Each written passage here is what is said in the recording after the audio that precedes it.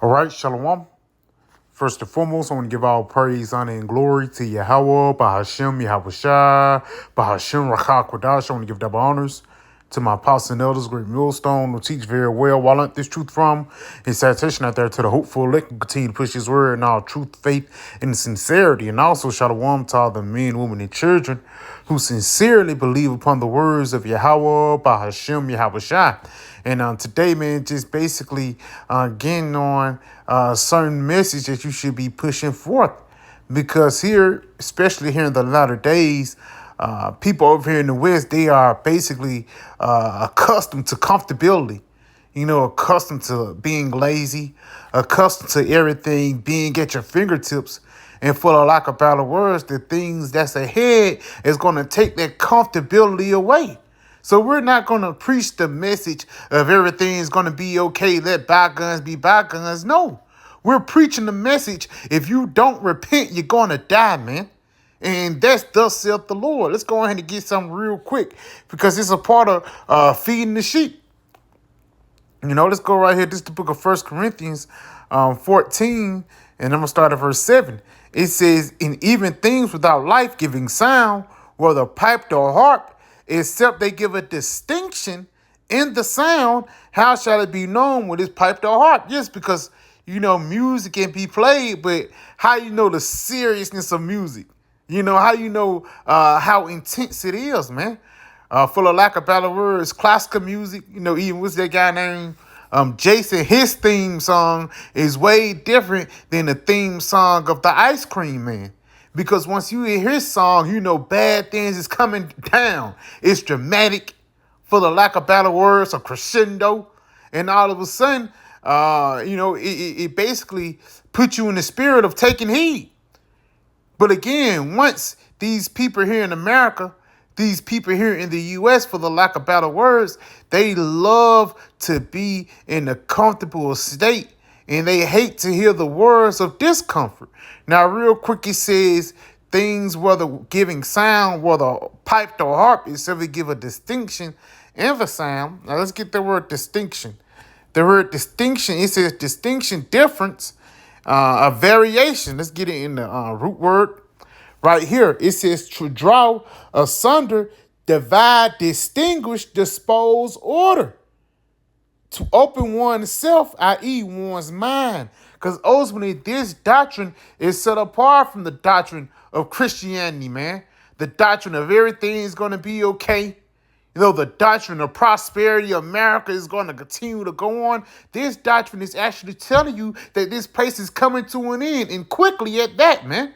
Because we already know that Esau, he's finna get ready to come down having great wrath because he knows that he has but a short time.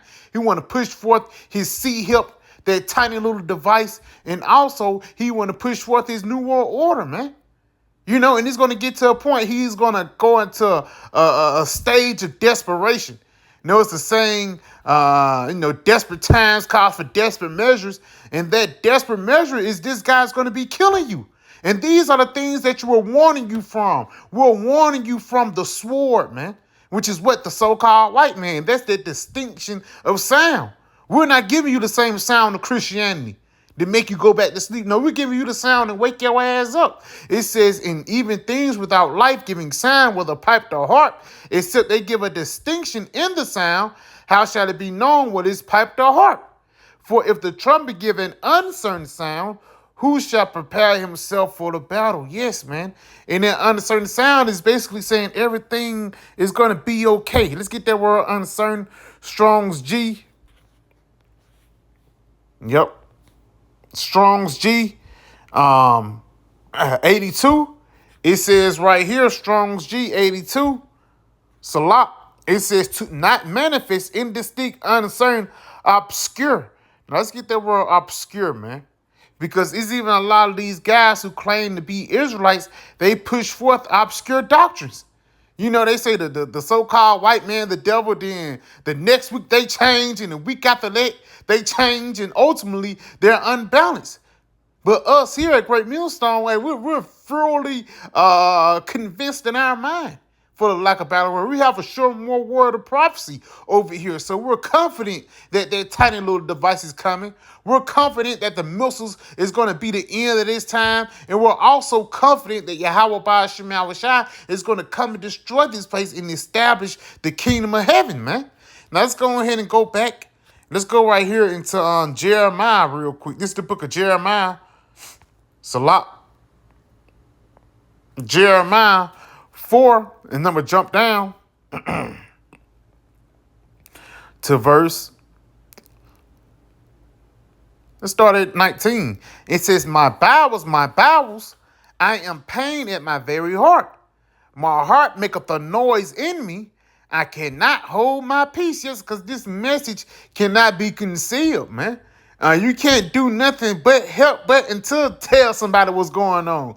Especially when it comes into a form of knowledge and understanding. Especially when somebody talking about the news. All of a sudden, World War III pop up at your job.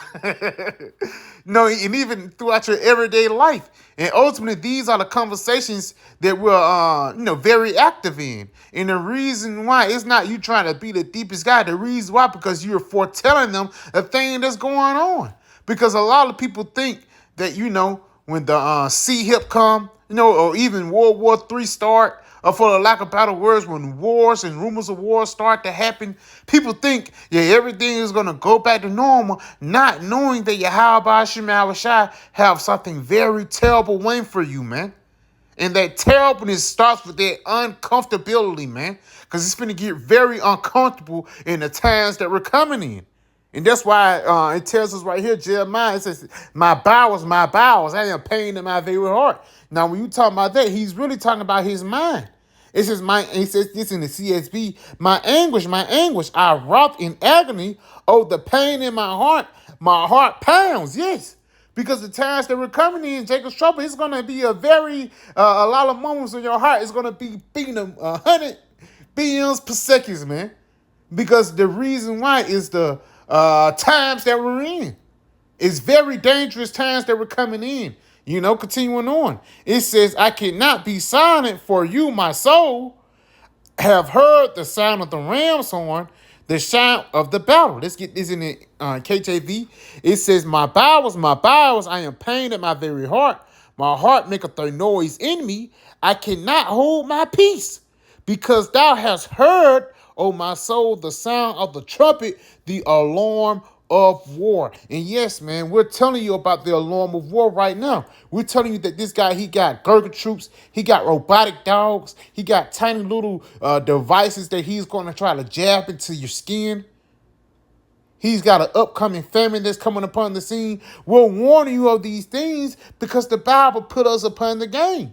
And us being the prophets of Yahweh Ba'ashem Yahushua, guess what? We're putting on that message to you. Now, this is the fulfillment as love others as I have loved you. Because the Lord loved us by putting us on game with the prophecies, and we believe, and we love you by putting you on game with the prophecies, man.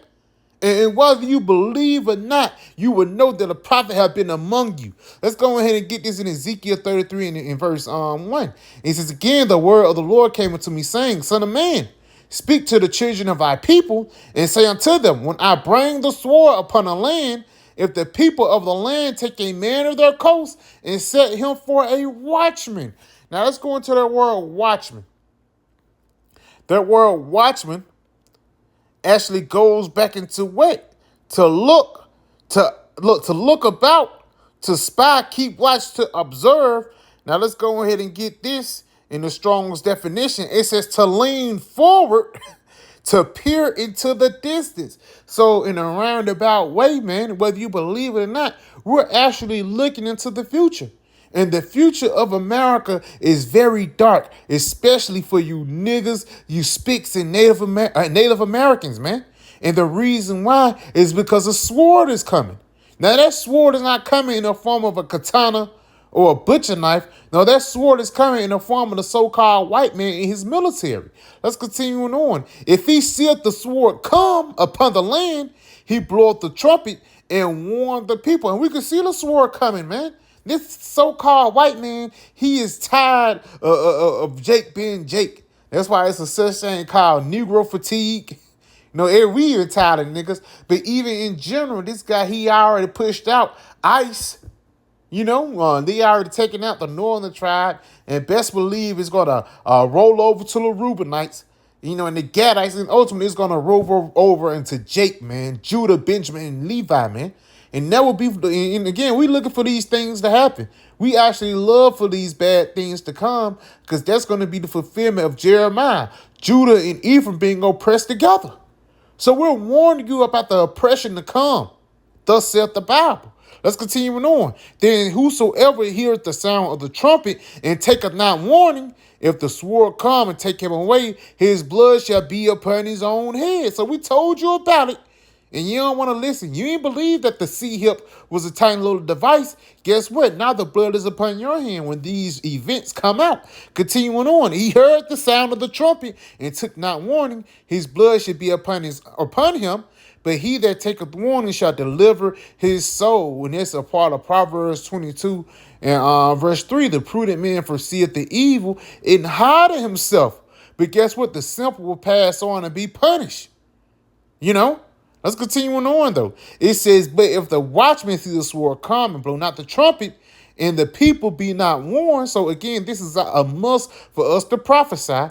If the sword come and take any person from among them, he is taken away in his iniquity, but his blood will I require at thy watchman's hand. So this is why it's important to peer out into the distance and tell the things that's really coming. Because a lot of these Israelites will not be prepared for the upcoming dangers ahead. And the reason why, because you hearken unto the wrong watchman. The watchman told you that everything was going to be fine and dandy, not knowing that only war, evils, and destruction was going to come upon this place. So yeah, I pray that this video was edifying. To give our praise and glory to Yahweh, Bahashim Yahushua, Bahashim Rakakwadash. I want to give double honors to my apostle Ellis Great Millstone, and Shalom.